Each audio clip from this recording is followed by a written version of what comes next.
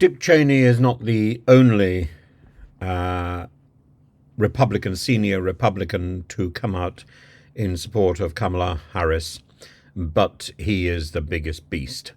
And the upcoming presidential election represents a point at which people are making a significant break with the Republican ranks, with the tribalism, and given Dick Cheney's stature as a former vice president and key figure during George W. Bush's administration, and his public disavowal of Donald Trump, driven by concerns about Trump's threat to the Republic, positions him as a high-profile Republican to cross party lines, as I say, not the first, but the most significant so far.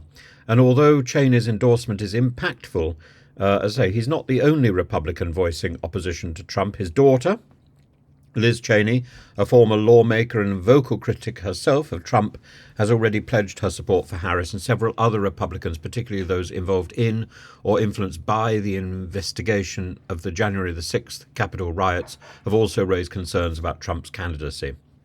Cheney's stance underscores a deepening rift within the Republican Party, where some influential figures have prioritized democratic norms and the Constitution over party loyalty. And while his decision may not represent a widespread shift, it highlights the significant political tension surrounding Trump's continued influence in the Republican circles and the likelihood of him being the presidential candidate during the presidential election. While Dick Cheney is perhaps one of the most notable Republicans to endorse Kamala Harris, he's not alone.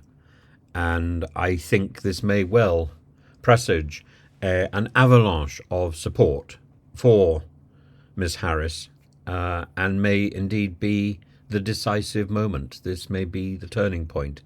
Trump is already weakened. He's already having to explain why he appears to be babbling, and among other things, here is an opportunity to break the glass ceiling and to get a woman into the White House in her own right.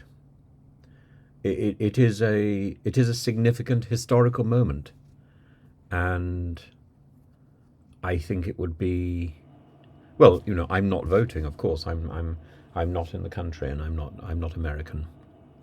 But I look on and I look with anxiety at a second Trump administration. And here is the alternative.